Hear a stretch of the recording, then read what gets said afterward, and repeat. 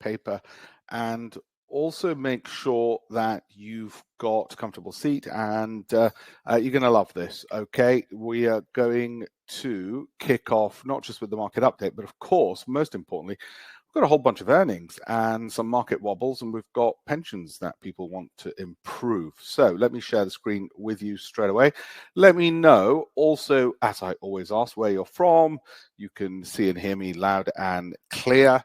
And if you're watching this on social media, don't forget to like and follow. So, weekly market update. Okay, we are going to cover some new material. We're going to cover what the year looks like, especially in light of what's happened so far this year in terms of stocks, in terms of politics, and everything else. So, starting straight away. And by the way, feel free to ask questions. I will answer them closer towards the end of the webinar, but only because don't want to keep stopping and starting. Remember, none of this is a solicitation to buy or sell a specific security. It is not financial individual advice because I don't know individually. I'm speaking for information and educational purposes. And if you're wondering where I am, I'm here. I'm the guy at the bottom there sort of waving at you so you can see where I am in the screen as well. We've got Newcastle in the house. We've got Taunton, Malaga, Jeffrey, my friend. Norway, that's good, Mike. Sunny Plymouth. It's still bright in Plymouth. Auckland, Bedford, and so on and so forth. So wonderful to have you all on. Now, I'm going to address specifically, I mean, everybody's welcome on this, beginner to experienced. Three types of people I want to address. The first group are retirees. Now, these are the people who want better returns to extend their retirement savings, okay, and greater time to engage with investment, education, and strategy. Now, the challenges they face that I'm going to overcome is they've got a low risk tolerance because obviously they're older in life, they don't want to lose capital. And what I'm going to focus on is how safer strategies, and I'm going to show you some of the data we've got in terms of, for instance, exchange traded funds, which generally have lower volatility, and how you can find low beta and, as I said, low volatility funds as well, 2% volatilities and the like. But what if we can find ones with 7% or 7% volatility and 14% return over 6 months? We'd be happy with those, wouldn't we? And so we're going to talk about, well, how do we do that when you're a retiree? So you've got more safe growth emphasis, okay? You're the ones down here. So I'm going to address this. You're one of the three main groups I want to speak to, and I want to give you the transparency of having all the data so you see behind everything that's going on, and that's important because you've got a lower risk tolerance. So you want to know, also with the unfamiliarity with strategies, you want to know exactly what's going on, why is it going on. Then you've got the next group, who are the business owners, almost the other end of the spectrum that I want to address in this webinar. Now, they're highly motivated because they want to maximize the return on their company contributions to a pension. They want tax efficiency through a director SIP, for instance, or a company SIP. And they usually have limited time and a lack of expertise or experience. That's their major challenge. They're highly motivated, of course, because they're used to making money. They understand companies. And we've got to look at, okay, let's give them in this webinar a process for minimal monitoring. So they're not looking at things more than, say, once every fortnight. And they're more interested, almost certainly, in probably individual equities or higher return stocks or higher return exchange traded funds. So for them, it'll be the individual companies that'll probably be of more interest. They will still probably want to keep the volatility below 20%, but they'll be looking for the kind of companies which might be able to deliver the 52% or 48% and so on, but still minimizing downside risk through what we call a high Sortino. So we're going to deal with the business owners and make sure they've got a process.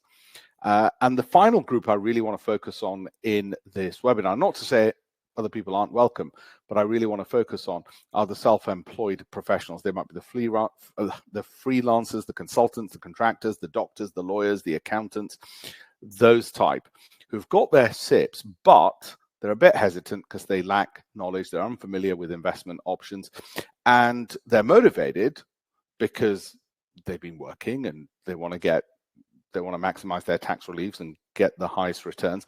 So with them, we're going to focus on the proven strategies and make sure they understand. We've got a whole team working for them to provide all the data to narrow down what what they should be looking at for their risk appetite.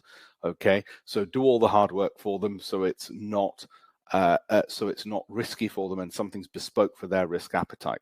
So they can say, well, I don't want this one, I want this stock, I don't want that stock, and everything's laid out for them. Okay, just like a surgeon has, or a chef has a sous chef, or a surgeon has an assistant. So those are the three main groups.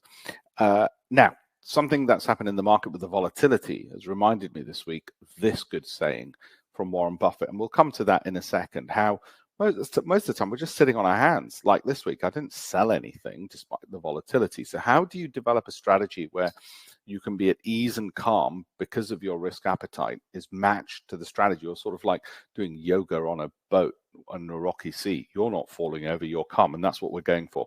And that's the goal of it as well in this. Hello. We've got Swansea in the house, we have got Birmingham, and so on and so forth. So the first thing I want to talk about, just first of all, before we get into the stocks that I like, the ones I don't, the funds that I like, the funds that I don't, where I see the market going, just want to address one or two of the things just in terms of sort of politics and markets. This new cheap AI model, great. Somebody in China has found a cheaper way of doing something. Well, that's news, isn't it? I see Amazon still doing incredibly well, even though Temu exists. So I think the threat's a little bit overblown. What it does show is that the market, when there are so much in profits built up over the last 2 years since 2023, people are looking for any excuse to sell. And I used to say this on my Bloomberg TV show. When people are looking for an excuse to sell, they'll take any excuse. Okay, and then the media will run with it, and we want to dramatize it. TV loves drama. Okay, and whether that's financial or EastEnders, we love drama because that gets eyeballs. Eyeballs get advertisers. Advertisers pay our wages. Okay, so when I used to do the TV show on Bloomberg, of course, everything had to be dramatic.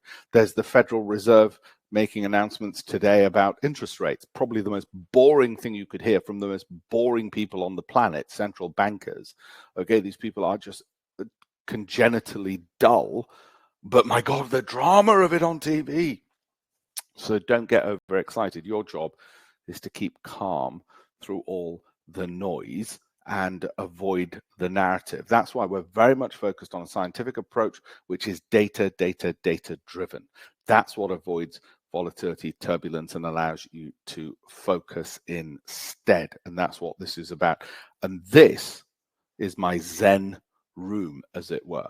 This gives me the stocks, or on another tab, the exchange traded funds. And I need all of these first 5 columns to be green, because then I know the due diligence has been done. And my team pulls out the data from various exchanges and companies and their balance sheets and their P&Ls and their cash flow statements. And that then allows me not to have to read all the narrative and try and work out why something's moved, because the why is not important. It's the only area in the world where why is not important. What's important is what is happening. What? So if it's dropped below a certain point, we have a strategy to exit. Okay, we have very straightforward and simple rules on what to do based on those rules. And I'm going to show you what we do is, for instance, everything's kept in a manual, just like if you're flying a plane. What's the risk profile? If you're low risk, medium risk, high risk, we have rules for that. We have a checklist for entering. We have a checklist for exits. Okay, very important, very straightforward, because like any business, and this is a business, if you're a business owner or you're a retiree, this is your side gig. If you're a business owner, this is your other company now to manage your money and run it. You have a manual out of the box. It's like buying a McDonald's franchise. Okay, you've got a manual, you follow the bloody manual, and you'll make McDonald's-based profits. That's the whole idea. It's a franchise model, and that's we steal ideas from the best in the world, and franchises work. Did you know 90% of franchise businesses survive after 3 years, whereas 90% of non-franchise businesses go bust within 3 years? Because a plan and a process, not let's make it up on the hoof. All right. So whatever happened this week, I'm calm. It's also why Warren Buffett's 92. He doesn't have a heart attack. I think he's 92. Maybe he's 94. Doesn't have a heart attack. The other thing, just to set up the context for why we're here and what we're talking about today on the webinar, is this, right? And I've said it before, time it takes to double money. Let's have a focus. It's a business. It's the business of making money. I'm about to teach you how to be your own fund manager. I'm going to teach you how to be a business person and start your own business, running your own capital for the rest of your life. It's the most important skill. It's like teaching you to drive. How much happiness has that given you over the years? Similarly, this is going to give you happiness. And how much time to double your money? This is what we're focused on. If you make 20% per annum, it only takes 3.8 years. But if you're with somebody like St. James's Place and stuck in a load of Quilter and those kind of funds and Vanguard funds, well, you're probably going to get 5% per annum. It's going to take you 14 years. Okay? It's going to take you 14 years to double it. Now, there's a big difference. Hey, if it takes me 5, I'm still comfortable, still more than happy. I'd rather get it to 3.8 just because, hey, it's a number, but there's not much difference. It's only 1.2 years. I know it compounds over time. I get it. But getting from 15 to 20, okay, I'm not going to bust a blood vessel over it. Okay. Joanne, I'll answer those questions in terms of holdings as we work through it, because we're going to cover these stocks. Okay. NVIDIA I'll go through as well, because it's one of the ones we go through on here. And by the way, my job's made incredibly easy. I'm cheating now, and I'll tell you why. Because the S&P delivers 16% anyway. All right. So think about it. I'm already here from the tailwind. That's it. Your IFA will never, ever, ever, ever tell you that. Because if they do, why the hell would you pay them a bloody fee? Okay, and they're going to charge you 1% a year anyway. And then the funds are going to charge internal layering fees of another percent. And those funds are going to invest in their own funds. Did you know that? A lot of the funds, like Quilter funds, invest in Quilter sub-funds. So you got 1%, you're just building it up. You got 3% just gone right there. Well, where does that take you? Well, instead of 5 years, you're now at 12. You've just added an extra year. Right? So I'm cheating. I'm cheating because I don't have a conflict of interest with you, and I can tell you, ooh, it's here. Right? So there we go. That's from JP Morgan Wealth Management. Now, of course, those numbers can change, but what they'll like to tell you is, oh, no, the long term is, they'll try and find a longer period than what's going on in the world now. So they might say, oh, since the Second World War, who the hell gives a damn what happened in the 1950s? Because it's a lower number for them. So they can say it was only 10%. So it is. And by the way, in sterling terms, that's closer to 18%, if not more. So, right. Finish the webinar. You can go home now. Just told you. There you go. Bye-bye. See you. Have a good evening. No, let's continue. This is valuations. Where are we at the moment with individual stocks? By the way, stocks, and I want to make one thing clear to people. Stocks are not the only game in town. Okay, I know these are stocks. Let's just go back. Funds, let me tell you something about why we've got 10,000 stocks. We narrow it down to 200 based on, can we get all green? Okay, with funds, we've got 7,000 to pick from. 7,000. And we need all of this to be all green. And can we get that down? Can we get that down to about 100? And here's the interesting thing with funds. The volatilities tend to be a lot less. So if you're on the lower risk end, they're more suited to you. And they're often overlooked. Now, again, your IFA wealth manager is never going to tell you this because they don't get kickbacks from ETFs, which are worth them receiving because they can't put their kids through private school off the kickbacks. Okay, the commissions they just don't get enough fees off all of this, or from charging you, because ETFs are low cost. That's the whole point of them. So as soon as somebody says, I want a low cost option, it's an ETF. Well, how can I justify charging you 1% when I know the ETF is like 0.25%, okay, in fees? And you can still mix volatility with return, right? There's some big numbers up there, 20%. Okay, 14% volatility is a bit higher end, but that's still lower than most stocks. Amazing. Okay, and I think these funds are often overlooked. I'll tell you what the other mistake people make with funds is they don't look at the numbers. They don't look at the data. You know why? Humans love stories. They love narratives. They love drama. They love EastEnders. They don't love Love Island or whatever the bloody hell, Traitors. They love the narrative. They don't look at the bloody data. So they love looking at the names. Oh, what do you think about global dividend or event driven or bloody blah? I don't care what they call it on the tin. I care what it's like. I don't care what it says on the tin. I care what numbers it delivers, right? I want results, not blah-de-blah-de-blah, what it claims in all its marketing literature, right? So anyway, let's go back to valuation. I want to teach you some of these things from inside the industry, as it were. So Microsoft, you're paying $29 for every future dollar of profit. So when you buy Microsoft, you're paying $29. It's like, imagine you've got a house, okay, that you're thinking of buying, and it only pays $1 in rent each year. You're paying $29 to buy the house. Is it expensive? Isn't it? Or is it? How do you decide? Well, there's another house down the road where you're only paying $21, okay, to buy it, and it also pays $1 in rent. There's another one where you're paying $120 and it only pays $1. So wait a minute, Alpesh, how the hell then does Tesla keep going up and Microsoft doesn't if Microsoft's cheaper? And why isn't JP Morgan, which I happen to own, I also own Goldman Sachs, also own United Health, somebody asked earlier. I'll come into some of the ownerships later. I continue owning them. The real question is, would I buy them today, which we'll come to later. Okay, with these, if they're cheaper, why aren't they going up more than, say, an NVIDIA, which is more expensive? Because valuation isn't the only thing that moves markets. So does growth projections. And this is the dirty little word which nobody likes. Journalists hate this. Journalists absolutely hate this one thing that moves stock prices. Okay, that they hate it because it lacks intellectual rigor, but it's where all the money's made by hedge funds. Momentum moves markets. What's momentum? It is just mindless. It went up yesterday, so I think it's going to go up now. Or it closed near its high yesterday, as Paresh and I were talking about. Therefore, tomorrow it'll probably open higher. Statistically, that is true. How do you explain it? Well, a journalist can't. I used to get, for my Financial Times column, paid £1 a word. I can't do 750 bloody words on it closed higher yesterday, so I think it'll go up. I can do 750 words on valuation, growth, cash flow generation, and all of those things, but momentum is a relevant and important factor because Winton Capital, a multi-billion-dollar hedge fund, does momentum. J.W. Henry, the owner of Liverpool, does momentum. AHL, momentum. Aspect Capital, momentum. Okay, our own hedge fund, momentum, not just valuation. All right.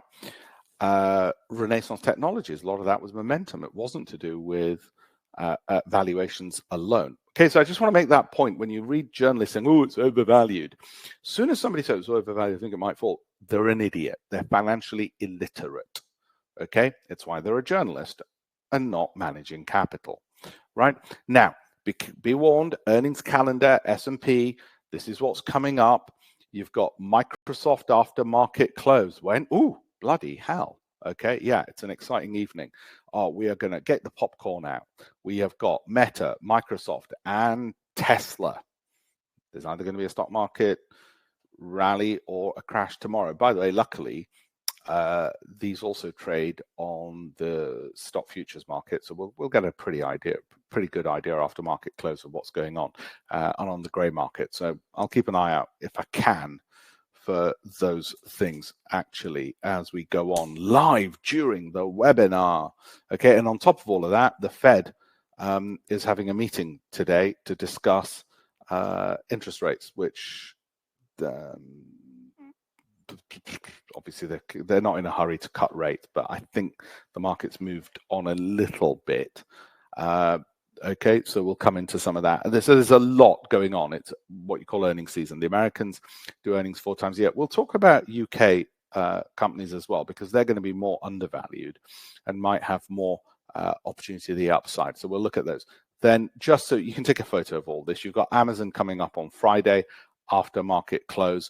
That's the big one there. And then next Tuesday, you've got Alphabet coming out as well. Okay, so it's going to be busy. It's going to be volatile.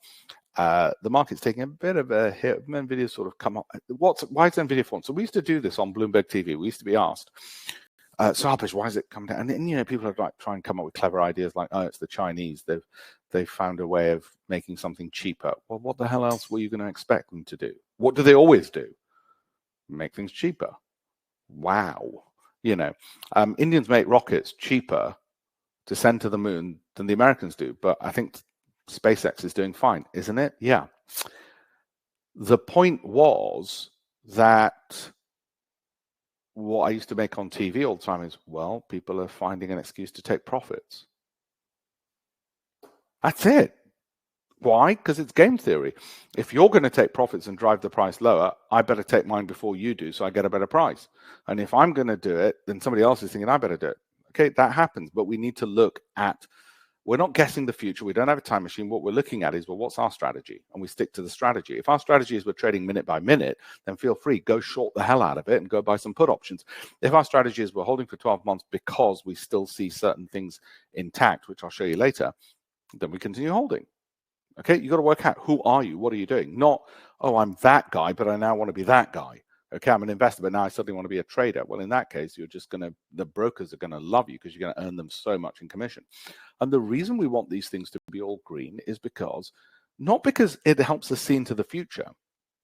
That's not why. It's not because it allows us to forecast into the future of what's going to happen. Because if that was the case, I could see into Donald Trump's brain. I don't even think Donald Trump can see into Donald Trump's brain. No. It's so that, one, we make sure that we haven't done anything stupid by not looking at information. You know what risk is? Risk is when you do something without looking at all the relevant facts. So we want to make sure we've looked at everything that we possibly can. There are certain things we can't look at. Inside information we don't have access to. So there's important things we don't know. Alpesh, why did you buy Apple when you didn't have inside information on what their delivery numbers look like? I think they're reporting after market close today, aren't they? Okay. Well, because there's certain information we don't have access to. So we know we can't base it upon that. So we know some things we'll have to fly blind on, but at least the things we can find out, we do. So we look, are they undervalued companies? I.e., is the stock price relative to the profitability looking reasonable? Is it growing? If it's overvalued, is the growth compensating me for the valuation?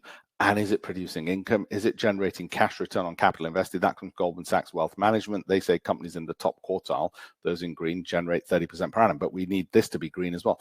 And we need momentum, because that's what the hedge funds say. And we want high average returns with low downside volatility. There are other ways of picking stocks. One way is to bug Donald Trump's desk, the Resolute desk in the White House, and listen to what he's saying. And that's another way to pick stocks. There's a million ways to pick stocks. This isn't the only one. Okay, you could go look on Twitter and do an algorithm. I'm sure that might work. I don't know how to do that, but do an algorithm what social media is saying. There are some hedge funds which claim to do that. Good luck to them. Or watch Reddit posts and look for meme stocks, or look for crash and burn companies in the hope they'll turn. It's not what we do, because this is for my son's junior ISA. It's for my pension. So I want to make sure I use a reasonable, sensible approach. Otherwise, my wife will shoot me. A diligent approach. And I get my team to do all the hard work for me and get all the data and then put it into the graphics, and get the data guys to put the data in, the graphics team to send me the graphics. And then I say, right, I like this. It suits my personality. Now, I've got some clients who are more risk loving, so they'll take all of these. I've got others who are very risk averse, so they'll say, no, I only want the 12s or lower in volatility. Perfect, bespoke, like a Savile Row suit.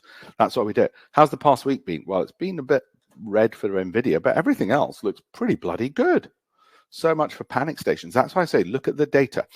As I said to somebody recently, your feelings are not my facts. Okay? How you feel, so one of you is going to use this in your next fight with your spouse. Your feelings are not facts. I look at the data, and I think, okay. By the way, I have no conflict of interest. If I think the market's going to go down, I'll tell you, because I don't get paid. I'm not a brokerage. I don't get paid for you to buy my stuff. I'm not a retail fund manager where I say, look, buy my fund, we're going to do really well. No. If it's going to go down like in 2022, I'll tell you, I'm holding cash. And at the moment, I'm not. I'm just telling you what I'm doing. But should things change, and I'll show you what I mean and what I'll be looking for, then I'm happy to hold cash the rest of the year. And so be it. 2022 made nothing. But the market fell 20% at one point. So it was good that I made nothing, because it was a hell of a lot better. And there were about 10% of stocks that went up. And I used to say, look, this is going up. Eli Lilly went up in 2022. And I said, I'm not buying it, because it's the only bloody one going up at the moment, and I ain't got the balls to buy the only one thing that's going up. Just tell you the way it is. I'd rather stay out of the rain than stay indoors. I'm not going out. It's pissing down with rain, and you think I'm going to go out going looking for stocks and think I'm going to stay dry? No, it'd be a stupid thing to do. I'd rather have a good night's sleep. Sleep like a baby. So that's where we are. Don't read. The other thing is, don't read too much into just 1 week's moves. That's the other thing with private investors. For a group of people, they are ridiculously hell-bent on overthinking. This stuff is a lot simpler than your average private investor would have you think. By the way, FTSE high by the end of 2025? Yes, say 48%. Okay, fair enough. Let's have a look at the Dow then. The Dow is not the S&P, but just assume American markets generally. We'll do that poll. All right, this is where we are. We'll look at some of these. We'll look at Walmart and Costco in a bit as well as we go through. As I said, I will answer your questions. Quite a few questions there as well. No, Sean, I said momentum is a factor, not the only factor. Okay, if it was the only factor, then that's all you'd look at. Sean, remember when I said this? Look, value, these are all the factors we want to be green. Value, growth, income, momentum, cash return on capital invested, high average returns versus low downside volatility, and ability to outperform the markets. Those are the 5 factors we want. I've taken that from academic literature. I've written about it in my 18 odd books and my 200 columns in the FT, that these are the factors that we know. I didn't invent them. It's because I got that one from Goldman Sachs, these from the hedge fund industry, and these from 3 Nobel Prize winning economists, Eugene Fama, Richard Thaler, and Daniel Kahneman. Okay. So the answer isn't what you just said, Sean, which is, oh, should we just look at that then? Because I literally said, look at all 5. Okay. If we were in a classroom, I'd be throwing chalk at you, my friend, right now. Probably wouldn't, because you're not allowed. Past year, you know I'm joking, don't you, Sean? Past year, this is how it's been. All right, bloody hell. Not bad, eh? You could throw darts at that dartboard and not do too badly. I mean, I wish I'd got a Walmart, a Costco, well, a Walmart return and just nothing else. 80%, I would have been happy with that. If I only had Microsoft, I would have been a bit disappointed to have only got 10% last year. Or if I only had Apple, 22%. And we'll talk about leverage in a second. I love doing 2 times leverage ETFs on Apple and Microsoft because their downside volatility is very limited. So it means my downside's not too bad. And the upside means I can get the 44% and the 20% on those. But I wouldn't want to do too much. Well, I wouldn't want to do it on other stocks like, say, a Broadcom because the downside can be too much, or a Tesla because the downside can be too much. And you could end up getting really burnt. So what's going to happen over the next 12 months? I don't know. Well, you weren't expecting that, were you? You were expecting some crystal ball. Let me just polish my crystal balls for you. I don't have any, or a time machine. I don't know. What I have is a strategy that should the market keep going up, then I don't need to do anything. And I sit on my hands like last year, most of which was spent, well, there's nothing to do other than a load of broadcasts, which I should have just said to you in January, I'm going to do 1 broadcast, buy 3 times leverage S&P 500, bugger off, I'll see you in 12 months. And you would have been up about 72%. Happy? Yeah, of course you are. I would have been. But who's got the kahunas to just do that? Okay, so if it keeps going up, I'll be sitting on my hands for the rest of the year. If it falls, we've got our exit strategy.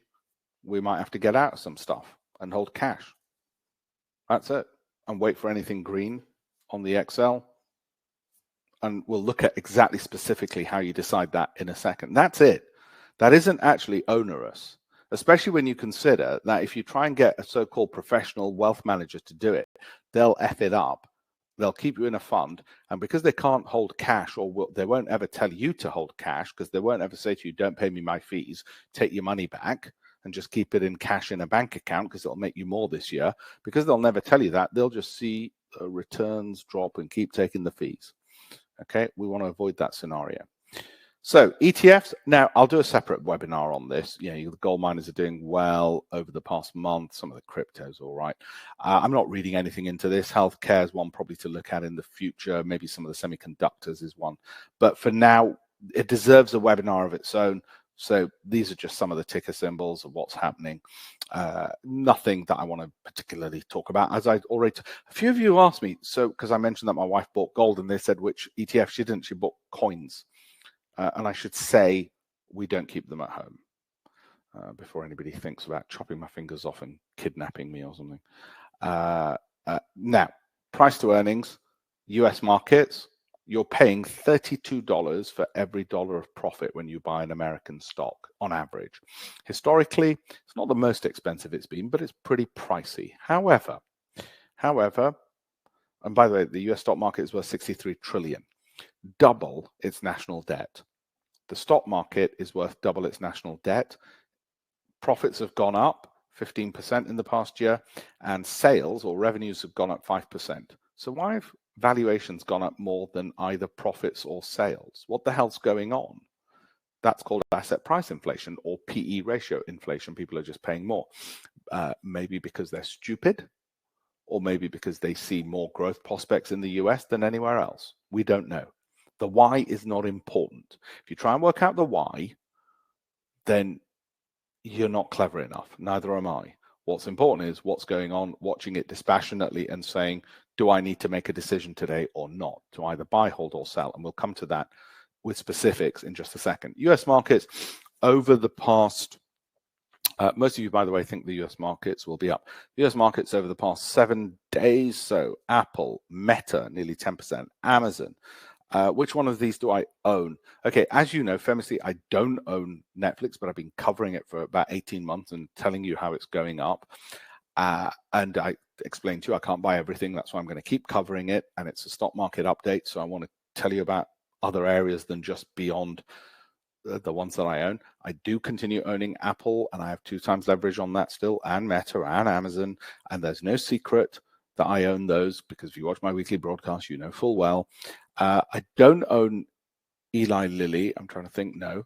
However, it is one of the ones which I'll keep a close eye on. And you might say, well, you fool, look, 24. Yeah, okay, fine, my bad. But it is one of the ones I'll keep a close eye on going forward. And no, I couldn't give a damn about what the narrative is about their fat loss drug and its effectiveness, because I'm not there to trade it. I'm there to invest over the longer term based upon the factors of value, growth, income, cash flow statements, and so on.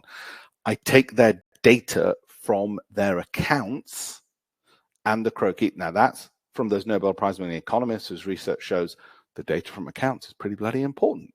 Okay, so sharing in accounts is really useful for that. And then we take it also from everything else on how the stock's been moving. One way I cheat is I actually look. The talk is the accounts. The walk is the stock price. If it's got high average returns, high Sortino, you're not going to believe what happened today. So I got home earlier than normal. My wife and son were out, and I put on the TV, and Billions came on. And Axe said he's raising money, and his pitch to raise $6 billion. I couldn't believe it. I nearly fell off my chair. He said, well, you all know you should give us your money because our Sortino is really high. I thought, fuck, we in the hedge fund industry are the only ones who use that word. So Sortino, and you've seen it here. And I thought, I didn't know that TV would caught on, drama had actually caught on to what goes on in the real world. There you go, Sortino. And Axe had used it, and I was thinking, yeah, they're trying to keep it as realistic as possible, and that's exactly what we would say, and our audience would get it. Your IFA and wealth manager won't know what you're talking about. Okay, so it was the episode which was on today. You can watch it, and it was pretty much when he's doing that pitch, and then he walks out and says, I've raised $6 billion. Anyway, it's a high average return versus low downside falls and a quick snapback. It's cheating. It's what we do. Okay, we cheat. It's what we do. Now, what we'll say to people is, oh, we're so clever. We knew exactly which Netflix episodes were going to boost ratings and therefore subscriptions. Absolute bollocks. What we knew was how the stock price is performing, and we knew what the books, the cash flow, the balance sheet, and the P&L look like. Okay? Narratives, that's for idiots. Price to earnings or ratios, this is for the UK market. So you're paying £20 for every pound in profit that a company makes. Forecasted growth is 14.7%. It's not bad, is it? I don't care about sectors. I care about companies. So all of this is just for your information and where the growth is forecasted. And you guys say, oh, we've got to get into consumer staples because growth is forecasted the most there, or into real estate. Well, wait a minute. It's already priced in. Look, £71 is what you're paying for every pound of profit, because the forecasted growth is backed in. So some of the mathematicians amongst you will be able to do a bit of maths and work out which one of these are outliers, and you should look at sectors. We don't. We look at companies. We don't care about sectors. Okay, we care about companies instead. Thank you for your questions. I will answer them all. Like, would I buy more Meta now? Okay, I will come to that during this and everything else. Mike and numbers, I will answer that. What do I think of AMD? I will come to that as well shortly. Microsoft earnings are out. Here are the numbers. Somebody said we'll try and cover that as we go along, or maybe one of you will do it for me as we go along. and see if it's crashing and burning or not. We'll find out in a second. I do own Microsoft, by the way. Do I seem calm? Yeah, of course I am. What do you think I'm going to do? Panic and throw up? I would if I was 10 times leveraged into Microsoft, had mortgaged my property and all my assets and put it all into Microsoft, then I'd be throwing up. That's how you tell when you've taken too much risk. When you start feeling sick, you've taken too much risk. So I've obviously not taken too much risk in Microsoft. In hindsight, I'll discover that I didn't take enough risk in Microsoft because it's gone up over the next 12 months. And I think, oh, wish I did mortgage everything. Why don't we do it? Because none of us want to vomit during the journey of getting the returns. And you think I'm joking? Yeah, it's exactly that. We don't want to vomit during the journey of getting the returns. And that's the bit also people don't understand. So UK market, this is over the last 7 days. I'll do separate videos on this, on UK stocks, because they're better valued than US ones, and they might have a bit more leg room to go. Potentially, let's see. I mean, just throwing it out there. ETFs, like I said, I'll do a separate video on. These are the performance over the past month and over the year to date. This is not a recommendation. We've just put it out there. My team's put it out there. I'm looking at it just now. I'm not saying you should go into gold or Brazil or gold miners or optimized banks or whatever. But I will have to do a separate video because you can imagine you can't just throw that out there and just then not say anything. So it deserves its own analysis. But what I'm saying is funds are often overlooked because people think, oh, you can't get a decent return on those. Well, actually, you can. Your 13%, your 11% in your volatilities to the downside are not as bad as individual stocks. Oh, genomic revolution. That sounds sexy. And they're just too often overlooked. And part of that's my fault. I first wrote about them in a Financial Times column about 25 years ago about how excited I was that they're available because they're low cost. IFAs and wealth managers hate them because they can't justify their fees by giving you ETFs because they need to give it to active fund managers, okay, because of the corrupt nature of the fund management industry. Now, markets year to date. The Dow's up 5%. You wouldn't have thought so, would you? Well, that's you done because my bank account's only paying me 4.5% on cash. Okay, is anybody getting more than 4.5% on cash? I'd like to know where from. I'm not. I've not managed to beat that. I think there's one or two deals out there like First Direct, but they'll do it for your first £100. They'll give you 8%. Talk about clickbait. So there we go. I don't actually have. I don't hold too much cash. About 10% is in cash, roughly, as a rough number. Most because of my areas of expertise. Investing is invested, obviously.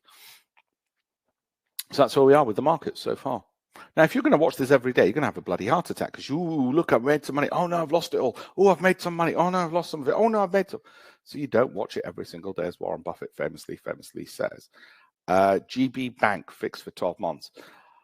Okay, GB Bank. I don't know GB Bank. I should probably know. 4.9 trading one. Oh, I didn't know that, Alistair. Thank you. That's really nice of you to share with everyone as well. I'll have a look at that. I didn't know Trading 212 were doing that. I think Interactive Brokers sometimes say they've got great rates. If anybody's got the time to have a look at that, I'd appreciate it. Sorry, that's not a plug, but I've seen some of their adverts. Now, again, if you're looking at sectors and what's done well year to date, I don't particularly care which sector. Look at that. It's like betting on horses in January and trying to work out which horse or which spider, which drunk spider, as my maths teacher used to say, which inebriated arachnid is going to win the race. Who the bloody hell can work that out? Couldn't care less. What I care about is bottom-up analysis, which company's doing well, okay?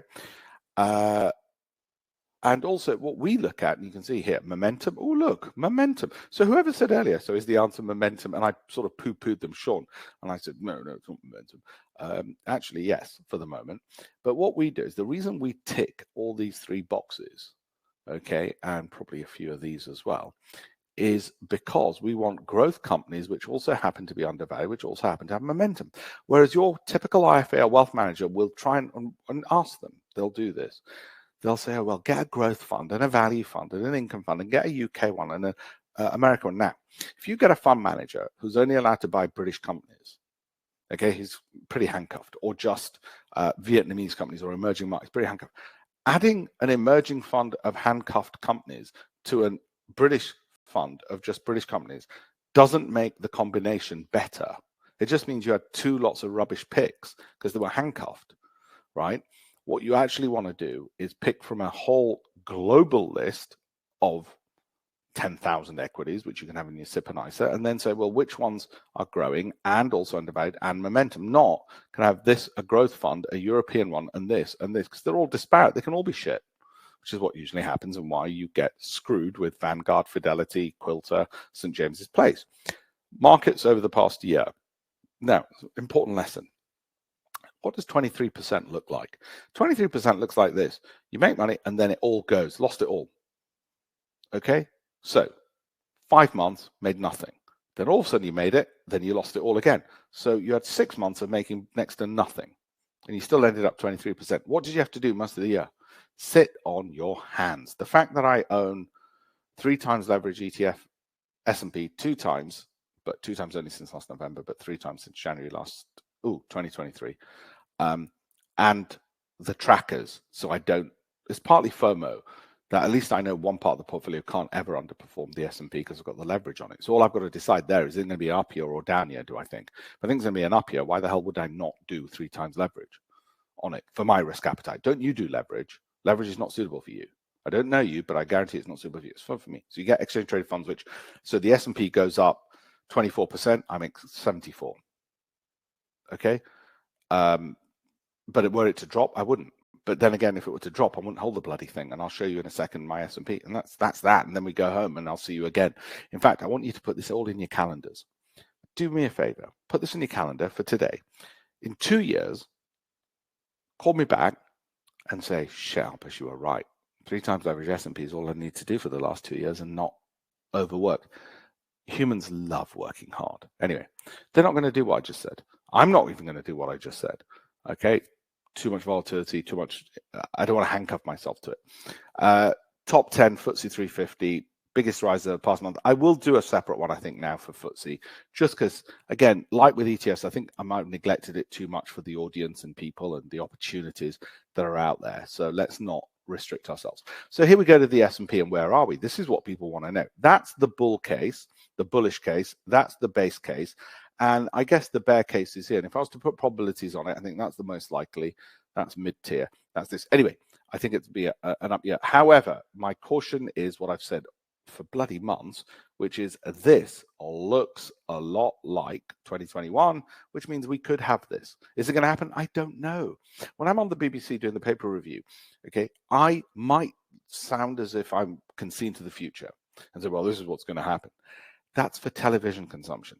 The reality of the matter is, I don't know whether it's going to fall or rise. I can make an educated, informed decision, but actually, I'd rather have a strategy, which is to say, today, Alpesh, would you buy, hold, or sell? Well, I already own it, so I'm going to keep holding it because I don't have a reason to exit. I'd only exit if this pattern happened. All right, very simple. If that pattern happens, I'll exit. Called a daddy bear. So I continue holding. So the then question is, well, you're not going to sell. You continue holding what you've got, but would you buy it if you didn't own it? And I'd say if I was risk loving, okay, times 3. If I was really risk loving, yeah, I'd get 3 times leverage S&P. But I'd probably look to hold it for at least 2 years and hopefully get about 80% out of it. If I'm risk neutral, then I would dollar cost average, so put a small amount each month, or add to winners, which is a hedge fund strategy. Okay, just add to winners, small amounts that I felt comfortable with, suitable for me, not suitable for somebody who can see into the future because that person doesn't exist. People always know, what do you think's going to happen? How stupid would you be if on a webinar you said, I'm going to be like Alpesh, and I will, if he says that he's going to do something like jump in a well, I'm going to jump in a well. I am not that guru god man who can hypnotize you all, okay? So you're not going to do that. What you're going to do is work out how much I should buy based upon my appetite, your appetite, not based on my appetite. You and I go to a restaurant and I go and eat a big tofu steak. Don't mean you go and eat a big tofu steak and broccoli on the side, does it? Okay, so risk neutral, you would add to winners, slowly edge in based upon your appetite, not based on mine, because I can't see into the future either. Okay, in hindsight, I can tell what both of us should have done. But hindsight's bloody useless, right? And if you're risk averse, you never ever buy when the momentum, and this is a measure of momentum, it's average short and long-term prices when it's overbought at these levels because you're risk averse. Simple, right? This is the daily, by the way. And if you ask me what's going to happen daily, I'd say bloody difficult to tell. Why is it difficult? And this is what I used to say on TV. So I don't know. This is exactly how it looks when the market's undecided itself. So I don't know. I mean, hopefully and probably we'll do that because then I make money. But if it doesn't, I couldn't care less. Tesla misses on earnings and revenue for fourth quarter. So we'll see if that crashes and burns and my Tesla's gone down. Am I worried? No, I'm not worried. Why? Well, because I own the amount whereby I know what the volatility of the stock is, and I'm not gambling on it because I own the amount whereby if it fell, I know I won't be worried. I'd be worried if I mortgaged my house on it, which obviously I wouldn't do. Tesla's down, well, 2.26%. That's hardly anything so far. And Microsoft's only down 1%. That suggests to me, not too bad.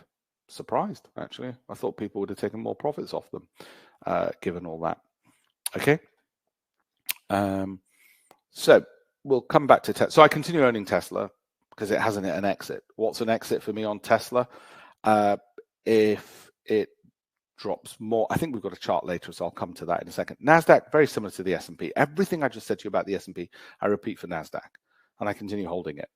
Would I buy more if I'm risk-loving? Yes. If I'm risk-averse? No, because it's slightly overbought. What does overbought mean? It means if you look at where the MACD is, all of this stuff, okay, and there's your website, you can do it for free yourself, then oversold means it's down here and more likely to move up, not guaranteed to work, okay? If it was guaranteed to work, I'd be speaking to you from my yacht with a little black box humming in the corner, just throwing out money all the time, okay? Not guaranteed to, which is why we don't take stupid amounts of risk and put all our money in our home on Tesla stock, right? And this is the overbought bit. What tends to happen? That tends to happen. So at the moment, it's getting a bit antsy. So if you're risk loving, you wouldn't care. You'd get in because you're risk loving. If you're risk neutral, you might edge in, put a little bit in, put a little to your comfort levels. And how do you judge your comfort levels? The point at which you feel like throwing up probably suggests you put too much money in, dear. Okay, it's a pretty good measure.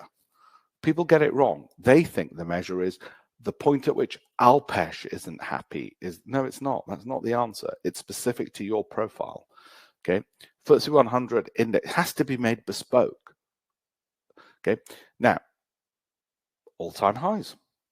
Doesn't mean your pension is, by the way, because those muppets who run your pension just bought a load of bonds and the price of bonds just kept falling. So your pension's actually going down while the market makes all-time highs. Don't believe me? Happened during Liz Truss as well. People lost 20% of their pensions and they said, but the stock market's at all-time highs. Yeah, because you've got a bunch of muppets running that show who know nothing about the markets. After that, my friend Sushil Vadvani, who's a hedge fund manager, head of Vadvani Asset Management, was appointed by the Treasury to advise on how all this shit works because they realized, oh shit, maybe we should get a hedge fund manager to look at this. Sorry for my swearing. FTSE 100 does make me angry when you've got idiots leading buffoons. Sushil knows his shit. So anyway, they started having him as one of their advisors to the Chancellor because they thought, maybe we don't know anything. Right. So where are we on this? Well, looks promising, but it's overbought. So I wouldn't do. If you're risk loving, you do 2 times leverage FTSE 100. And would I do it? Yeah, because I'm risk loving. Okay, but risk neutral, you might add in. Risk averse, you wouldn't go near it. I continue holding my 2 times leverage S&P, but I'm risk loving. None of you should do that because I don't know any of you, and you should not go anywhere near leverage. What does that get me? Well, since 2023, if you've been following my broadcast, you'll know we got back into out of cash in 2023. In 2022 we're in cash, and in 2023 we got back out of it and into cash. Well, that takes you from, what is that, 1,200 to 2,500. So it gives you your 100%. Did I know it was going to do that? No, I did not. What I knew was each week when the decision came of do I hold or sell, because there's only 3 decisions, buy, hold or sell.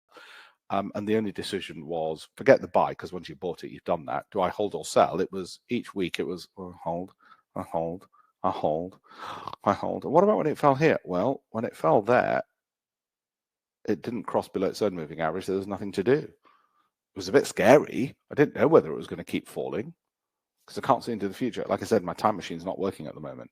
So we follow the strategy and the process, just like a pilot does of a plane. Can't see into the future, but they've got a strategy and a game plan. Football managers can't see into the future, but they've got a strategy. If the stride does this, we'll do this. If they do, American football's the best at that. They actually have a playbook. Top 10 S&P 500 stocks over the past month. Let's look at some of these. Now, last year, CVS was a stinker for me, just in case you think everything I touch turns to gold. No, it doesn't. CVS was one of the ones which didn't. Luckily, the ones which went up, as is always the case, compensate for the ones that go down. Even in one of the best years, 2023 was one of the best years. We had where the Nasdaq went up 50%, didn't it, or something stupid, 55% the Nasdaq. We still had one stock which went down. How the hell do you manage to find a bloody stock like this? Yeah, but all the others had gone up and made more than enough money because there's an X factor. Maybe Donald Trump did a tweet that year.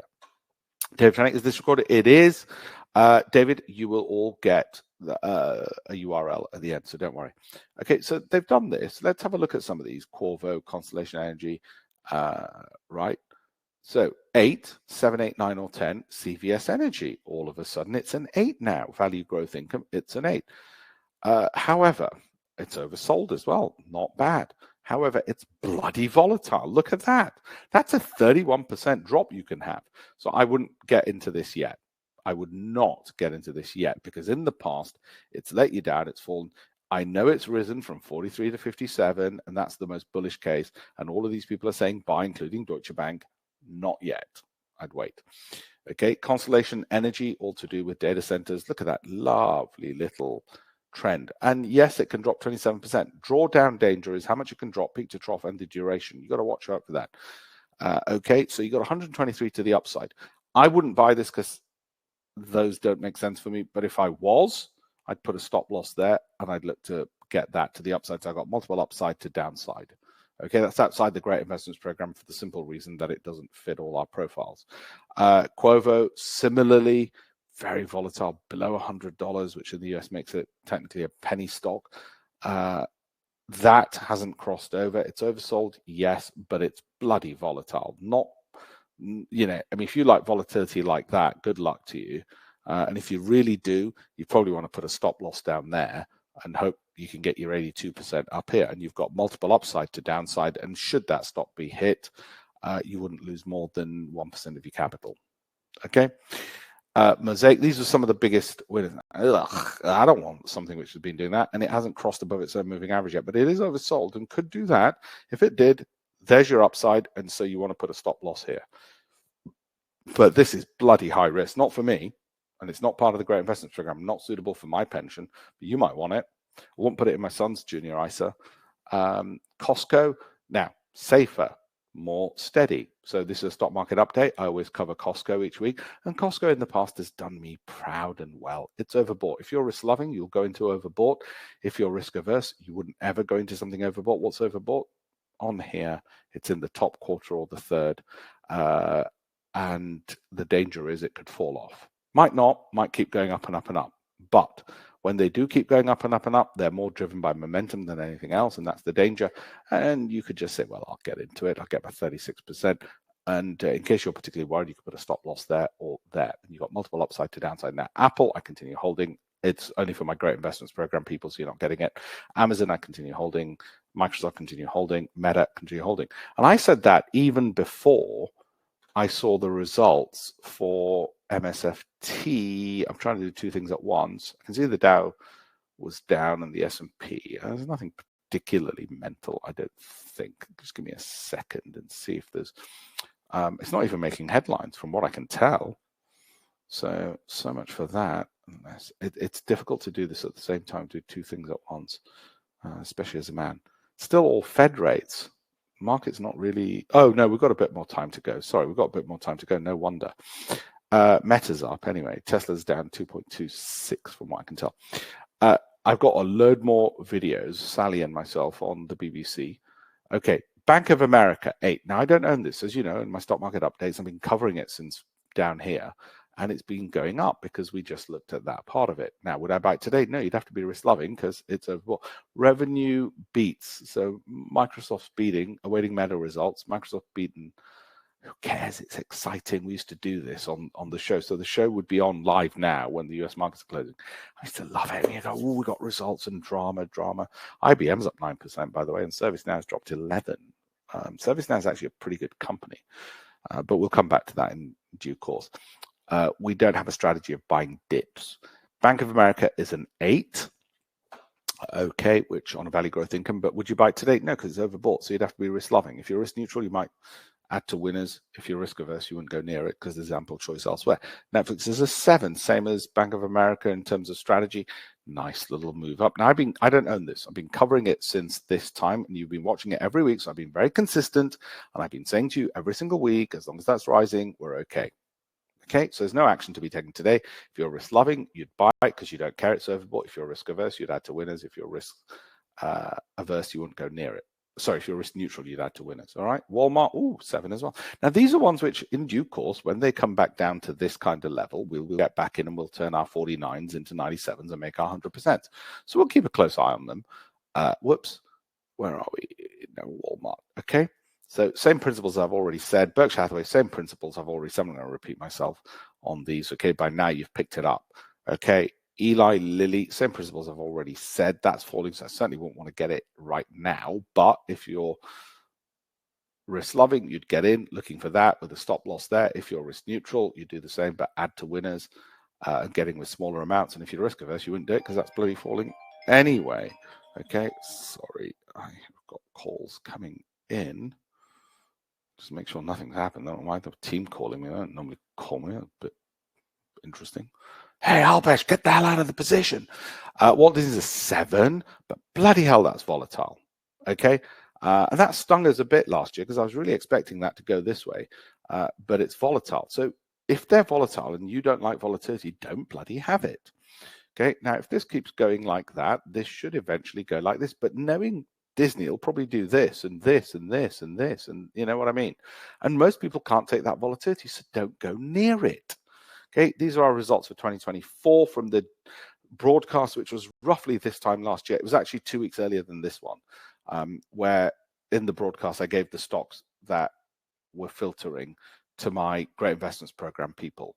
Now in February, we have different ones, and March we have different ones, but for 12-month period. So the 12 months from January to end of December, from the approved list, we filter those. So what we call the filtered approved list, because we then narrow it down because you can't have all 200 stocks. Now, what generated the returns? Well, surprisingly, that. Now, did I expect that to? No, because if I expected MicroStrategy to do it, we would have bought that and nothing else.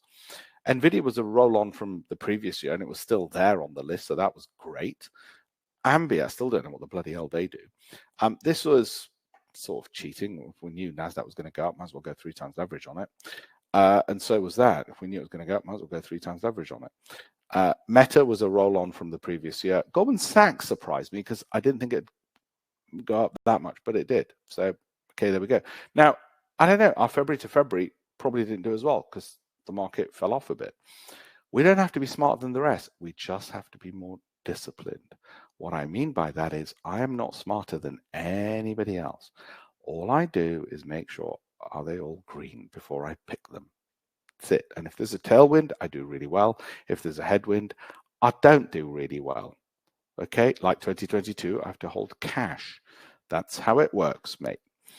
Let me continue. We've got a bit more. Okay, we have an entry checklist. There's the discipline that Warren Buffett was talking about. Is our entry checklist met? If it's not met, you don't do it. Okay, checklist. Provide a checklist. This was actually one of my clients' ideas from the Great Investments Program. One of the clients said, can you just provide a checklist? And I thought, well, I've got a checklist, pretty easy. And then I thought, do you know what? Let's fill it out. I love this. We've had some wonderful, well, this isn't, great. But you know what's caused this? Okay, what's caused this? And these lovely comments and many more, you can leave your own there. What's caused that is they followed the discipline. They followed the discipline. And the reason I wanted people to learn all this, and this is not the first time I've said this, I've been saying this from my books and my Financial Times columns for 25 years. It's because of this. Active fund managers, not exchange traded funds, which are passive, active fund managers always underperform. Ask your IFA, well, given that these fund managers underperform, why aren't you just telling me to do an index tracker? Or more importantly, 2022, how did you do? Why didn't you tell anybody to hold cash? Now I get IFAs calling me saying, well, you know, we don't just tell them about that. We do other things for them. We give them back rubs and foot massages. You don't know what IFAs do. You don't know all the personal services we give them. We go to their homes and give them yoga rubs. They're really worried about, you know. I say, so how was the exam? They go, oh, it was all right. It was multiple choice, geezer. Okay, it really is. The IFA exam is a multiple choice exam. And here we go. Underperforming. They just basically underperform. Eugene Fama got a Nobel Prize in Economics for showing this. Nobel Prize in Economics. All he had to do was show this. 2018, I think he got it. These are my books. I've written about this in those. I'm not, oh, sorry, that one's not mine. Financial Calculus. These last two at the end are not mine. Better just check. All the others are mine. And not this. Bollinger Bands is not mine. So the ones right, I should better make that clear. That's not mine. Last. Dummies is not mine. The others are. All of these are mine. Okay, some co-authored with Paresh. I think he's supposed to be on here. So just be aware if you're using an IFA, and it's been my life mission through my books, my articles, to point this out to people. And then Eugene Fama goes and gets the Nobel Prize in Economics. Okay, instead. Relative performance, that's how bad they are. If you're with St. James's Place, Fidelity, 91, you're not going to get a good night's sleep tonight because I've just shown you this. And they're pissing away your future. Nobel Prize in Economics for pointing that out. They're pissing away your future. If anybody goes, well, says you, Alpesh. Nope, says me and the Nobel Prize winner. 10 biggest underperformance by size of fund. 3-year underperformance versus benchmark. Look at that. And by benchmark, I mean, you could have just bloody had an ETF that they claim to be tracking. St. James's Place, Fidelity, 91, Fidelity, Bailey Gifford, Lion Trust, St. James's Place, Columbia Threadneedle, Jupiter, Japan. What's the answer? Well, I'm afraid I'm going to tell you the answer that any school teacher will tell you. Can you please educate yourself? Okay, and please do it yourself and use a SIP and ISA. That's why they were invented, for you to do it yourself. And if you don't want to do it yourself, just buy an S&P tracker for the next 5 years, and you know it's the next best thing. Warren Buffett says the same. I'd rather you did it yourself. The poverty gap between US and UK pensions, that's the NASDAQ and that's the UK. That's going to get wider. That's going to get wider because the US is going to accelerate away and the UK is going to chug along. All right, simple. And the other problem is your wealth manager will not, no matter how often you tell him, will not put you into US equities other than a piddly, piss poor amount. And then that fund will spray and pray in 1,000 companies, and then they'll have put 0.3% in any individual single US stock, which has shot through the roof. And then they'll say to you, yeah, but it's better you don't get the volatility. Those Americans, what do they know about making money? Just stick to your British stocks. You live in Britain, you're already exposed to the economy. So how do they diversify you? By buying you more British companies. Surely the last thing you need is more exposure to the economy in which your job is dependent, your livelihood is dependent, you're exposed to the inflation in the country, the growth in the country, and the knife crime in the country. Surely what they should be getting you is a stab vest and US stocks, so you're diversified and protected against downside risk, for God's sake. This was a nice one I got, 65% over 2 years. But thankfully, it's because the market went up and I gave them the opportunity of how to capitalize on it. I didn't make the market go up. I get it's confusing. People give me the credit for making the market go up. I didn't do that. Or me and Paresh. Thank you. We've got a team. Now, we've just expanded the team. I've just hired, we've got people all around the world. We've got data scientists. I've just hired web designer just because we need to improve a few things on that. I've got a marketing person now. As well, because we need to get this message out more accelerated. Has your pension lost a fifth of its value this year? We reveal the lottery of returns on work retirement plans. That's not me. This is money. Please, please, please. If I have no other message or mission in life, please go find this stuff out yourself. This is the Financial Times. Give workers power to ditch pension schemes. That's not me saying it. UK regulator and call for reforms to workplace retirement savings. Not me saying it. This is out there. It's just that you don't happen to read Financial Mail. I don't blame you. Or Financial Times each morning. I don't blame you. Or The Guardian, perhaps. Or you don't read this page of The Guardian. You know, you read it for all the left-wing woke stuff, but you don't read it. You don't read it for the pensions news. Pensions. Why do these retiring face massive losses despite FTSE highs? 20% loss last year. And the FTSE made an all-time high. And this is going back to, not now, where it's also made a high. Same thing happened. Pound crashed. Bonds fell, which meant the FTSE makes a high, because if the pound crashes, the dollar in which FTSE companies make a lot of their profits because they export a lot means that they look cheap, British companies, because they're translating from dollars into pounds, so it looks like they made more money. So the FTSE goes up, but guess what? The pound has crashed and bonds have crashed. So all those bonds that pensions held, because British pension funds like holding bonds. You know what American pension funds like holding? Frickin' Microsoft, Apple, and Amazon. What do our lot hold? Bonds. There was an announcement from the British government yesterday. They're fed up of poor pension performance and pension fund trustees holding frickin' bonds. There's an announcement. Have British fund managers become pointless expense for investors? Yes, that's the Telegraph. Also from Telegraph, worst fund managers take $500 million fees from investors. I'm not saying it. I'm just repeating what journalists have eventually caught on to. I got this. Joined in 2021. Around 15 months ago, only started investing 15 months ago. I've seen returns of 60%, so going really well. Yeah, mate, going really well. I've been saying this since I had hair. That means a bloody long time. Every single week I do the update and I tell people, are you listening? This is an old one from my son's junior ISA. Now, I've mentioned this before. My son's junior ISA has very few companies. Doesn't have Globant or Premier All at the moment. That's because it's an old one, is this. But what I'm saying is, without taking high risk, you can still get good returns. All right? And I don't take high risk in his just because he's young. Hi, Alpesh. Sorry not been in touch since 2021. Started with 100K in 2021, 400 now. My job is to open the door, show them what to do, train them up to be their own fund manager. That's it. That's my job. I'm going to answer a whole bunch of questions in a second because I know there's a load of questions there.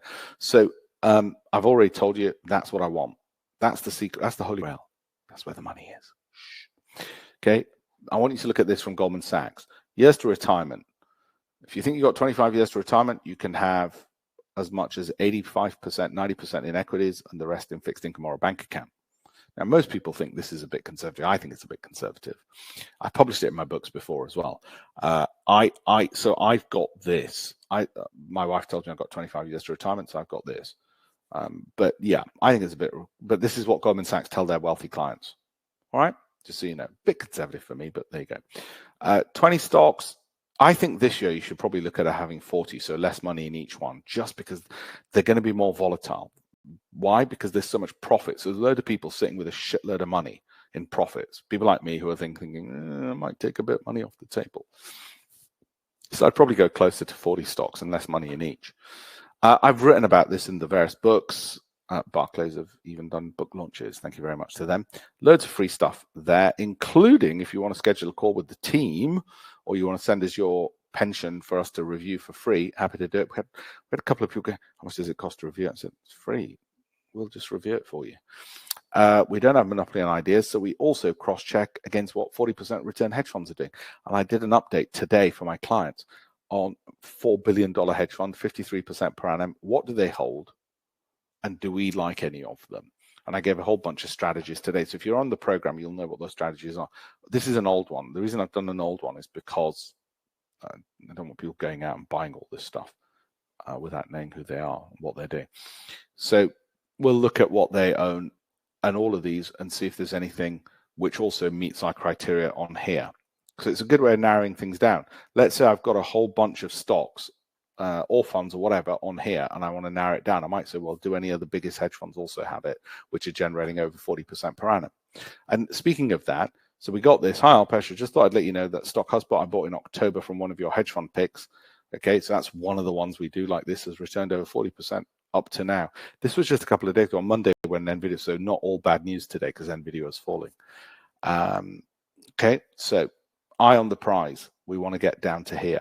Now, the S&P is going to give me that anyway. And you might say, well, screw you, Alpesh. I don't need any extra help. I'll just do that then. Fine, just do that bit. But just don't do St. James's Place. Will keep you up here. And Quilter and all of those muppets, because they'll keep you up here. It's that simple. Toodaloo, that's it. That's all you need. I'll tell you how I know. Average positive return, 32% over a 2-year period with an 88.5% over the time. You show this to your IFA and he's out of business. He's out of business. Or St. James's Place or wealth managers, they're out of business. This puts them out of business. They hate this. This is like garlic to a vampire. Well, they are blood-sucking vampires. Okay, this is like garlic to them. You show them this, and they're going to go, I've suddenly lost my voice and I can't defend myself. They've got no answer to this. Okay. What I try and do is for people who want to, like I said, the business owners, the retirees who want the transparency of data and make the decisions themselves. Okay. And that's our job, is give them the data and let them make the decision. Well, I don't manage their money. I ain't got time to manage other people's money unless they've got 10 million minimum. Thank you very much. I want them to do it themselves. I want to empower people. I'm a political libertarian when it comes to finance. I want you to be in control of your finances and educated and empowered and informed. I don't want to be a socialist when it comes to finance, which is to say, let daddy do it. I'll be the patriarch. I will be the paternal government who will do everything for you and spoon feed you and charge you massive fees in doing it for you. No, I want you to be able to stand on your own feet. That's my political views on finance. Anyone can do it. In fact, they want everyone to do it. That's why even Barclays, I'm not affiliated to them, have a SIP opening account. So do Hargreaves Lansdown, AJ Bell, because they want anybody to do it. By the way, here's a little cheat. If you think you can't do this, have a look at their website. The job of these biggest banks, out of a sense of responsibility, is to do really good, well-informed education. So forget me. Just go learn on their website about what it says about SIPs. Now, they'll try and sell you funds. Don't buy their funds, but they'll explain to you why a SIP is good and all the rest of it. Okay, and how you transfer yours to one. Need to go. Many thanks. No worries, Peter. Sorry, it's a bit late. I'm going to answer questions in a second. 50% loss on a name. So just be careful. Scottish Mortgage Investment Trust. Look at that. Scottish bloody Mortgage Investment Trust. 50%. Pension money's in that. Why? Because they can't go into cash. They can't ever say to you, take your money back, because they won't earn any fees. The IFA won't tell you. So in 2022, they halved your bloody pension after years of marketing to you and saying, we're the best. Literally what they did for year after year was say, we're the best, we're the best. And then they lost half your money. They went back to, I don't know, a decade ago, lost all your pension for the last 10 years, halved the size of your pension in just 1 year, didn't recover back. And that's a proper, we're a proper pension fund. Muppets, because they won't tell you the truth, which is there are times when you should not be in that asset. Oh no, but Alpesh, it always recovers. Really? Where the hell? Nobody went to prison for that. Hey, it's finance. Financial crisis happened. Nobody went to prison for that either. Okay, this is 2021. If you want to see 2023, it's on the website. 2024 is on the website now. Well, I showed you earlier anyway. Oh, here it is. That's 2023. Now that was amazing. That's never going to happen again. That's never going to happen again. Not going to get 80% again. And we didn't last year, even though last year was just an amazingly strong year again for the market. We can only do, if there's a tailwind, we get to, it's like flying from New York to London. We'll just get here faster if there's a tailwind. And there was last year. Will there be one this year? I don't know. It might be like 2022 where we have to end up holding cash. Doesn't look like it, but we might. In which case we're at 0%. Zero. How can I tell you an average when you've got 80% at one end and 0 at the other? It's the average, 40. Well, not bloody useful, is it? This is from Goldman Sachs Wealth Management, what I told you about Croaky earlier, and there's your 30% per annum, though not every year. Look at that. Okay, that's where it comes from, and it's this number, and I love it. And when I set up the hedge fund, that's when I got to meet them because I'd set up the fund. And for this slide alone, it was worth setting up the fund. Centaurus Capital, that's what they've said about my work. Mark Slater, Merrill Lynch, American Express, BBC, Financial Times, Coutts Wealth Management, that's what they've said about my work. Thank you very much. My various works. We're starting to use AI for fun, and it found one which we then said, look, it's on our list. AI picked it, and it actually bloody blew the doors off. but it's still a work in progress. So it's an additional thing we've added, but it's a work in process. If you've got 500K in a SIP or ISA, and you get a 20, if I can improve your returns by an extra 10%, from 10 to 20%, that's 100K in just 1 year you've made. Okay, because 20% is that. Okay, an extra 10% of 500 is 50. You've made an extra 50. That's just 1 year, let alone the rest of your life. And if for the rest of your life you just then do a mediocre return, well, at least you went from that to now growing at that. You're growing at a higher level, even if it was 1 year, let alone if it happens more than once. No guarantee it could happen more than once. That's what people want. They want the database, which is what we want to give them, access to that, and then the calls with me. I want to create an alternative asset management company which gets floated on the stock market. I want to take people on board in groups of 10 and then get venture capital to prove to the venture capitalists that this works, which I think we're a long way along to getting that. And luckily, my wife is global head of venture capital for the UK government. So between her Rolodex and my knowledge of the stock market, if you want to join and you want to have access to all of that and be part of the program, we have got it, all of this for life, and you don't pay fees. One-off, because otherwise we'll have a conflict of interest. It's a one-off and that's it. Do that if you want to get a tour. He co-founded what is a $4 billion hedge fund and co-authored the books with me, and we work together on this. Have a look there and he'll speak to you. If you don't want to and you want to jump the queue, and we only make 10 available each webinar, that's where you go. I'm going to answer a load of questions, but I want to put the traditional asset managers out of business by giving private investors the ability to manage their own capital by giving them the data and the knowledge for life with just a one-off fee. Okay. Hi, Alpish, are you still bullish on Tesla? I still hold it because it hasn't hit an exit. It's as simple as that. Because I don't care for the narrative. But if you want me to give you a narrative on Tesla, I could say it's not a car company, and I can give you some kind of story. But at the moment, we bought it upon the movements that it had. I'll show you those in a second, and we still hold it. They're the only two decisions to be made. I mean, it's important I walk you through my decision-making process because it's not what people think. It's not, oh, well, I guess this story and that story. The narratives and the stories are for others. So I still hold it. But just because I hold it and jump in a well doesn't mean you should. Okay, so that's Tesla. Okay, I still hold it because when it was bought, it was a 789, so it was a special situation, oversold on the MACD and was rising. So I can't remember when it was bought, but that 88% return, okay, it hasn't hit an exit for us yet. And the exit will be, well, it's not today. So there we go. Why is it not today? Well, it's not for, I don't need to take an action on it. Well, it's not fallen enough, so don't need to take an action. And probably the fall would be steeper. It'd probably be closer to something like that. So there you go. Simple as that. Entry rule, exit rule. Simple. You follow the process. You don't. The one thing you don't do is do the thinking yourself. You let the process do the thinking. Because if you start thinking, people are screwed. Thoughts on Carnival Cruise Lines, I might come back to a little bit later. What's your view on QQE indicator for trading Forex gold? Don't know about it. Don't use it. Need to go. My pleasure. State pension increase and poor returns from fund managers mean one has to take ownership of one's own financial future in retirement. I totally agree. Do you consider the exit strategy be the same on ETFs as shares? No.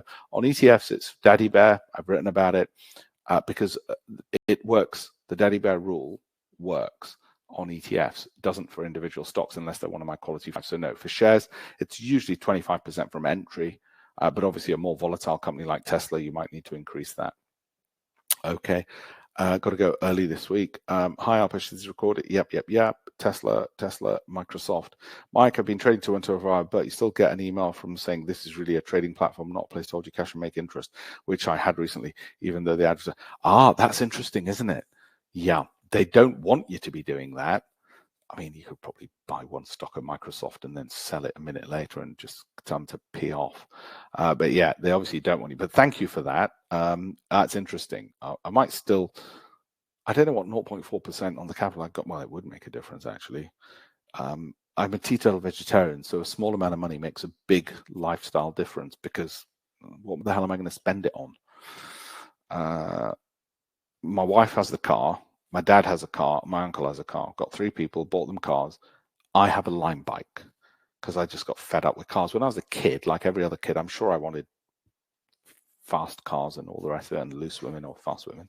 But no, I don't. I want a Lime bike because I live in London, and it is the thing that makes me happier than anything. Cycling through Regent's Park, the wind through my bald head, rather than stuck in the traffic jam. Tesla. I never thought I'd be that guy. I thought, she's got a nice car, my wife, the one I got. But anyway, would you buy more Meta now? If you're risk loving, you would. If you're risk averse, you might buy into it. If you're risk averse, you wouldn't. Sorry, if you're risk neutral, you'd buy into it, adding to winners. How many stocks do I need to create a balanced hedged fund?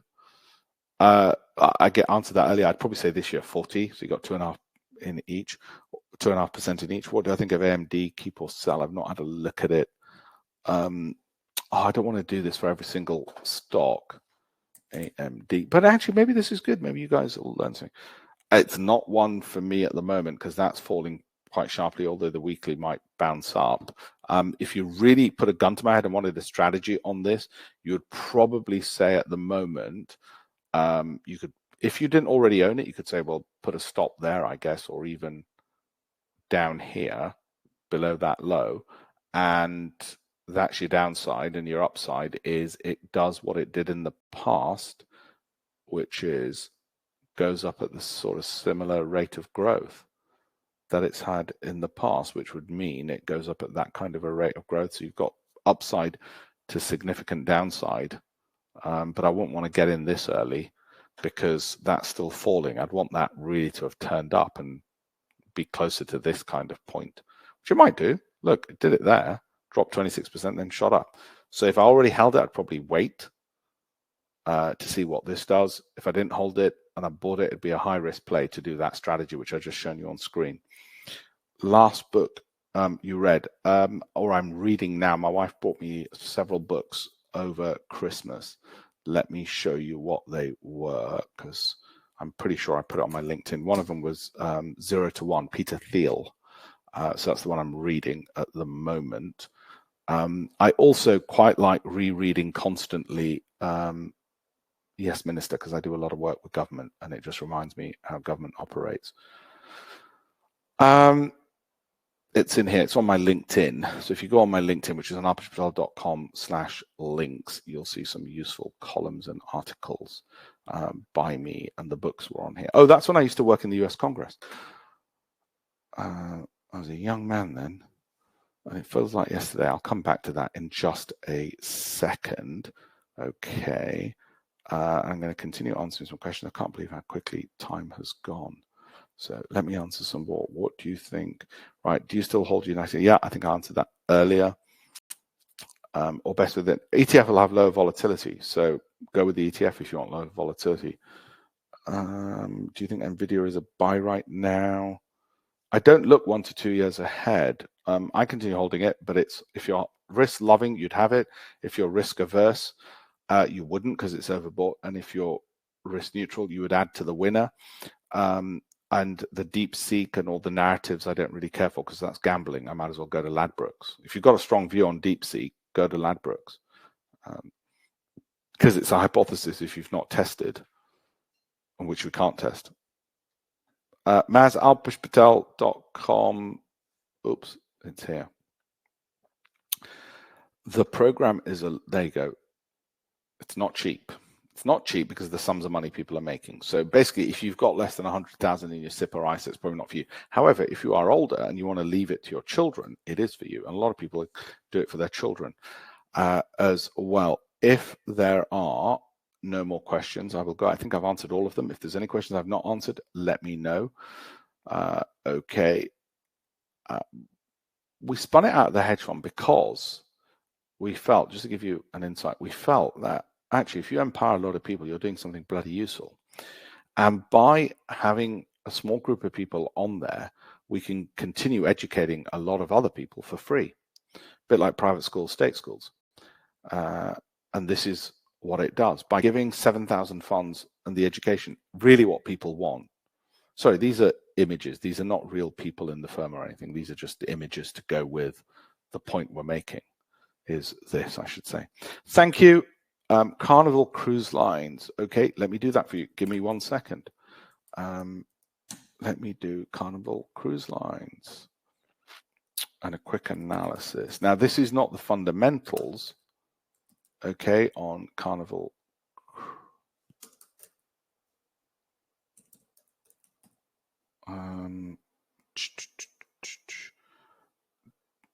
Is that coming under? Why can I not see it? What's the ticker symbol for Carnival Cruise Lines? It's not Carnival Corporation, is it? Is it Carnival Corporation? It's not a company I'm particularly familiar with. I mean, I know they do cruises. Ooh, nice little momentum rising up there. And here. So if it's the right one, let me just do it on. I'm showing you literally how you can do it as well. So you're learning at the same time. Meta beats on revenue, provides soft guidance. It'll get punished for that probably. Because why wouldn't you? Okay. Yeah, Carnival Cruise Line, CCL, obviously. Duh. Apologies. Oh, there it looks overbought. So overbought, like everything is at the moment, sadly. There's that. We've obviously looked at it because we've got a projection left on here from before, or my team's looked at it rather. So if we look at that and say, if that's the range it's going in, I can't see it continuing to go that range, but I know people are spending money on holidays like mental. I don't know where everyone's getting all their money from, but they're all spending like crazy. 140% would be the absolute upside. Your downside risk is probably going to be something closer to, well, if it drops below this, then you probably want to get a bit worried if it goes outside of that channel. We're not worried. It might just go sideways and have a lower rate of growth. So your bull case is 140%. Your bear case is down 10%. Is that 10? 15%, sorry. And your base case over the next year, let me just remove this so you can see it. Over the next 12 months, your base case would be closer. It's still pretty shockingly good. So it looks all right, but I've not looked at the fundamentals. Please don't sort of, because I don't have the chance to look at the fundamentals on that. Interesting thing I discovered from someone revising for their IFA exams, apparently it's not just multiple choice. Also, 2+ answers out of 4 can be correct ones. Oh, right. That's amazing. I get it. More than 2 answers out of 4 can be correct ones. I didn't know that, Gavin. But you know what's even worse? So I asked Paresh, can you just pull out some of the books that they have? They have examples from the 80s. Sorry, not the 80s, the 60s, where it's like a British industrial conglomerate is doing blah, blah, blah. And it's like, sorry, the world's moved on. Sana, would you be able to do a stock market update for ETFs? I will, Sana, because you've asked, I will make a note of that to do an ETFs one. Absolutely. I think, do you know what? I think for a lot of people, they're more risk averse than individual stocks, particularly with a buoyant market. And I think, therefore, ETFs are more suited to them for that reason. Thank you so much. Risk averse person, I'm still mildly tired, but at least I'm educated and terrified. Mike, ETFs. Okay, you don't have to do individual stocks. And it's my fault, actually, that people think you do, because I talk about stocks and you know, but look, ETFs, you can get the low volatility. Now, I'm glad you said you're risk averse, because there's nothing better than a man who knows his risk appetite. Well, I'm sure there is other things better than a man who knows his risk appetite, but I'll tell you where you are. You're this guy. So you probably want less than 25% stock, maybe none. You should have all ETFs. You might even have as much as 40% in cash. You want volatility under 10%. Okay, when you look at the historic drawdowns of those ETFs, i.e. how much they've fallen peak to trough, make sure they haven't fallen more than 15%, okay, in the past 3 years, ever from peak to trough. That's how, okay, that's how you keep calm.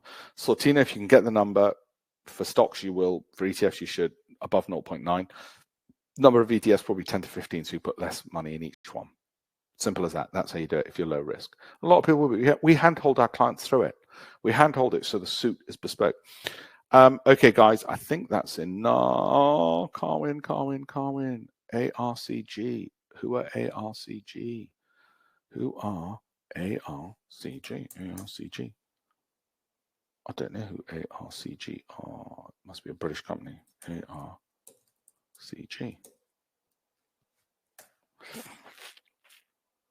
I don't know who.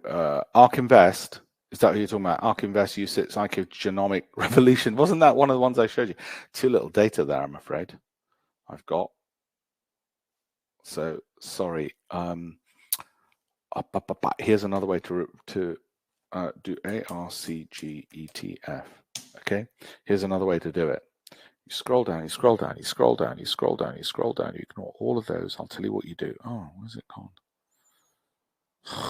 You go to their website, you go to the bloody ARK Invest website. It's gone, where is it? Anyway, you'd go to the actual website. It's not this one, but I think a lot of their funds are there. And you go to their website, and what did you say? ARCG.